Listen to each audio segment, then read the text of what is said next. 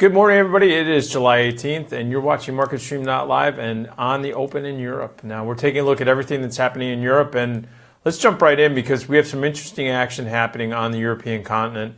Currently, right now, you have the ETF that you can utilize to follow the 50 largest large cap stocks in Europe, FEZ, actually trading down 14 cents right now.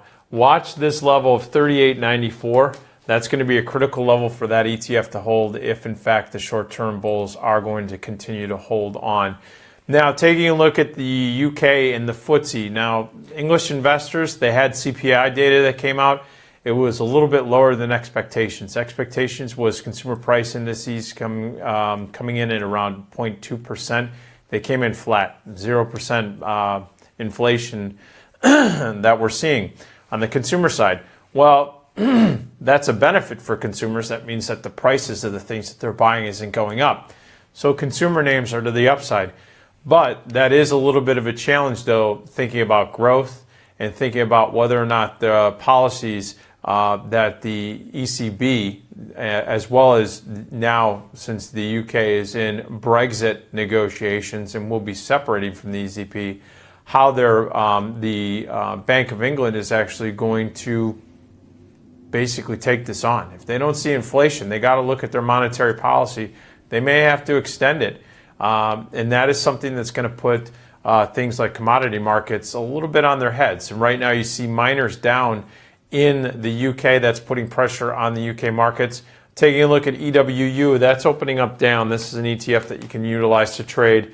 It's now getting ready to challenge its 20 and 50-day moving average. So you're going to watch that 33.50 to 33.55 level very closely on this ETF. It doesn't move a ton, but this is an area that if it breaks through, you saw last time. Now, this was about a month ago where you saw that EWU cracked that 20 and 50-day moving average. That just means that there's a potential sentiment shift. You're also seeing in France, most notable name that's on the move to the downside this morning is Nokia, down 3%. Now, with that being said, you see the French CAC down 1.25%. This is the worst performing index out there, and there's a lot of challenges. Broke through that 20 and 50-day moving average this morning with some conviction, down 64. We're going to watch this one very closely. Also, basically across the board, you're seeing consumer, autos, anything energy related, all to the downside at this point in France. EWQ is down about 0.3%. Still hasn't broken through that 20 or 50-day moving average, so not moving as quickly to the downside. This is the ETF that tracks some large cap stocks in France. Watch this one closely. Let's see if the volatility picks up. But again, these ETFs don't move very much as far as dramatic big moves, and the implied volatility rank on this is relatively low. It's in the teens, so really not a huge expectation of big violent moves in the French ETF, but the French markets are moving to the downside. Watch the euro currency.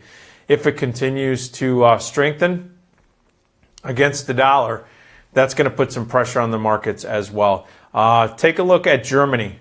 Germany now is the worst performing index, and this one is a little bit of a warning flag right now. If the German markets continue to get weak, and they're looking pretty darn weak this morning, down 1.5%. This is the largest economy, on the European continent, down 187 points. You have basically consumer names, auto names, banks. Basically, with the economic sentiment now looking a little bit lower in Germany specifically and in the Eurozone, you could start seeing that there's some profit taking, especially since there was some uncertainty. It pulled back a couple weeks ago, tried to retake its 50 and 20-day moving averages. So the bulls really tried to dig their heels in, take this back over the last week and a half, but just could not hold. They're down 1.48%. This is also leading in the U.S. markets that are challenging the downside, not by huge amounts, but we are having some big earnings announcements that came out this morning. And as a matter of fact, we're going to talk about that at 9 o'clock Central, 10 o'clock Eastern time here at MarketStream.live. So join us then. Till then, keep your eyes on the markets and keep your eyes on MarketStream.live. See you at 9 Central, 10 Eastern.